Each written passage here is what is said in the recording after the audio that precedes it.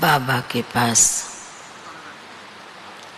वतन में भोग लेकर के पहुंची। आज जैसे ही वतन में पहुंची तो देखती हूँ बाबा कहीं से चक्कर लगा करके आ रहे थे वतन में। तो मैंने बाबा को कहा कि टीचर्स बहनें और सभी भाई बहनें प्यारे बाबा का संदेश सुनकर जाएंगे, कोई भी उठेंगे नहीं। टीचर्स बहनें कृपया बैठ जाएं। तो बाबा कहने लगे, बच्ची आज विशेष शिव बाप की आराधना का समय, सावन का मास शुरू हो रहा है, इसलिए बाबा भक्त बच्चों के पास चक्कर लगाने के लिए निकल गए। बाबा ने कहा कि बच्ची भक्ति में तो शिव बाबा के ऊपर इतना जल लोटा दूध का पानी का चढ़ाते हैं और कोई भी देवी देवताओं के ऊपर इतना जल पानी नहीं चढ़ाते। बाबा बड़े प्यार से मुस्कराते हुए सुना रहे हैं। बाबा ने कहा कि इसलिए भक्ति में भी शिव बाबा के ऊपर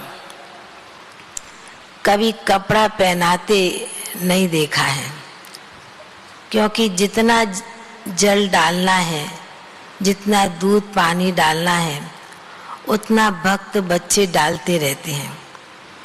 पर कोई भी, चाहे राधे कृष्ण हो, चाहे लक्ष्मी नारायण का हो, चाहे राम सीता का हो, कोई भी देवी देवताओं के ऊपर इस प्रकार पानी जल नहीं डालते।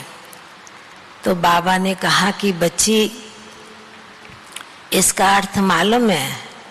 तो मैंने बाबा को कहा इसका अर्थ तो आप ही बतलाएंगे। तो बाबा ने कहा कि भक्ति में शिव बाबा के अनेक नाम लेते हैं। पाप काटने वाला मुक्तेश्वर कहते हैं, अनेक बहुत नाम है। तो बाबा ने कहा इसलिए भक्ति में भी शिव बाबा के ऊपर अक का फूल, जिसमें कांटे और कोई खुशबू नहीं होती। तो बाबा ने कहा कि इसलिए शिव बाबा के पास जो भी बच्चे आते हैं, हर एक में अपनी विशेषता जरूर है, पर जब विशेषता नहीं समझते हैं तो बाबा के घर में, बाबा के दर पर बच्चे आते हैं तो शिव भोला बाप क्या करता है, हर एक आत्माओं को, हर एक बच्चों को बाबा ने कहा कुछ ना कुछ देकर भरपूर कर देता है।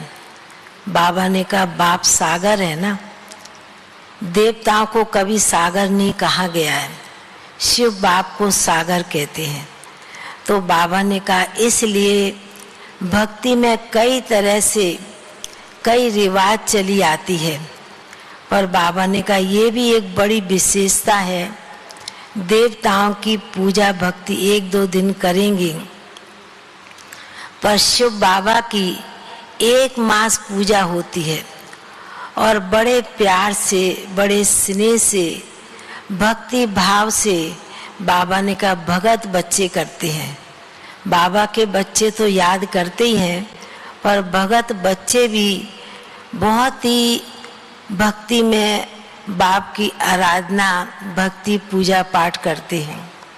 तो आज बाबा ने इतना संदेश सुनाया। फिर बाबा को विशेष टीचर्स बहनों की भी याद दी। मैंने कहा बाबा भट्टी में बहनें आई हैं, तो बाबा ने कहा कि भट्टी में किसको पकाया जाता है? बाबा ने कहा ईंट भट्टी में पकती है और कोई ईंट एकदम पककर तैयार होके निकलती है, कोई कच्ची होती, कमजोर होती है तो पकने में टूट जाती है। तो बाबा ने कहा निमित्त टीचर्स बहनें, बाबा की बच्चियां, हम जिनस साथी, बाबा ने कहा मास्टर गुरु हैं।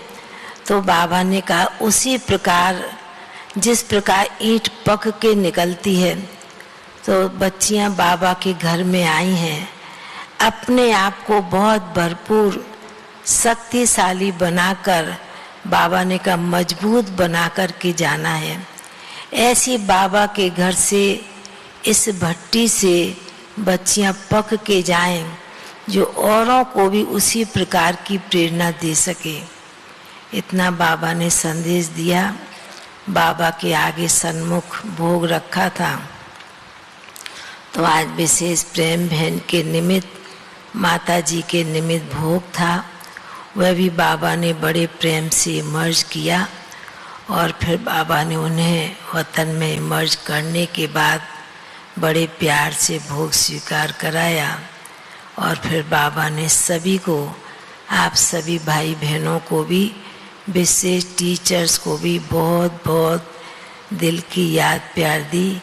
बाबा का याद प्यार लेके नीचे पहुंच गए। ओम शांति।